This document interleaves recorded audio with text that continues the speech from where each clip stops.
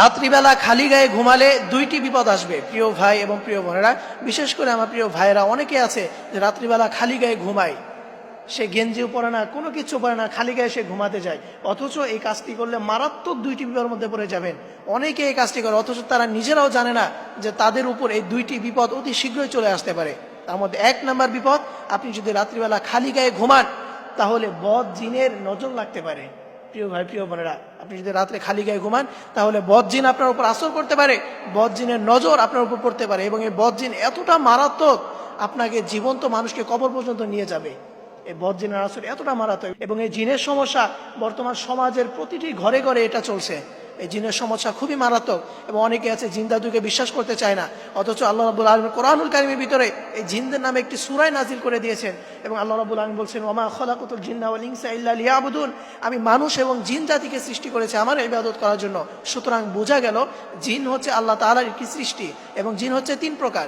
এক প্রকার যারা আকাশে বাতাসের সাথে উড়ে বেড়ায়, এবং দ্বিতীয় নাম্বার প্রকার যারা দুনিয়াতে সাপ, কুকুর, বিড়াল ইত্যাদি প্রাণীর আকৃতি ধারণ করতে পারে, এবং তৃতীয় নাম্বার প্রকার যারা দুনিয়াতে মানুষের সাথে ওঠা বসা করে, মানুষের সাথে খাওয়া দাওয়া করে, এবং মানুষের সাথেই চলাফেরা করে। সুতরাং মানুষের ভিতরে যেমন ভালো এবং খারাপ রয়েছে, তেমনইভাবে জিনদের ভিতরেও ভালো এবং খারাপ রয়েছে।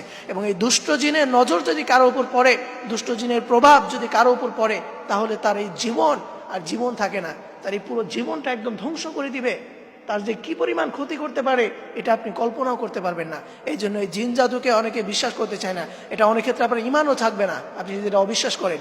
এই জন্য জিনকে অবশ্যই বিশ্বাস করতে হবে। আল্লাহ তাআলার একটা সৃষ্টি, এটা আল্লাহ তাআলার একটা সৃষ্টি, এটা অবশ্যই আপনাকে বিশ্বাস করতে হবে। এবং আপনি যদি রাত্রে খালি গায়ে ঘুমান তাহলে এক নাম্বার আপনার যে বিপদ আসবে, বদ জিনের নজর আপনার উপর পড়বে, আপনার জীবনটা একদম শেষ হয়ে যাবে। এই জন্য কখনো আপনি খালি গায়ে ঘুমাবেন না। এবং দ্বিতীয় নম্বরে যেই বিপদ হবে সেটা হচ্ছে যে আপনার দুই কাঁধে দুই ফেরেশতারা থাকে, কিরামান কাতিবিন ইয়ালামুনা মা তাফআলুন। দুইজন ফেরেশতা, তারা আপনার সকল আমলনামা লিখতে থাকে। এই দুইজন ফেরেশতা আপনাকে দেখে লজ্জা পেয়ে যায়, এই জন্য তারা আপনার জন্য আর দোয়া করে না। এই জন্য প্রিয় ভাই প্রিয় বোন, আপনি যদি ঘুমের আগে দোয়া পরে ঘুমাতে পারেন অজু অবস্থায়, পবিত্র অবস্থায়, তাহলে আপনি সারাক্ষণ যে ঘুমাচ্ছেন এই ঘুমের ভিতরে আল্লাহ তাআলা আপনার আমলনামায় নেকি দিয়ে ভরপুর করে দিচ্ছেন। মানে মুমিনের প্রত্যেকটা কাজ যেন ইবাদত হয়।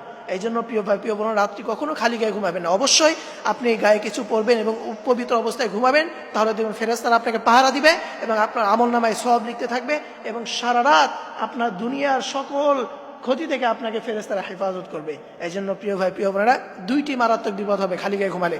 এক নাম্বার বদ জিনের আসর লাগবে, যেটা সব থেকে মারাত্মক, এবং দ্বিতীয় নাম্বার যে ফেরেশতারা আপনাকে লজ্জা পেয়ে যায়, এই জন্য আপনার জন্য দোয়াও করে না, আপনাকে পাহারাও দেয় না। এই জন্য খালি গায়ে কখনো আপনি ঘুমাবেন। আল্লাহ আমাদের সকল ভাইদেরকে এই বিষয়টি বুঝে আমল করা তৌফিক দান করুন, সকলেই করি আমিন।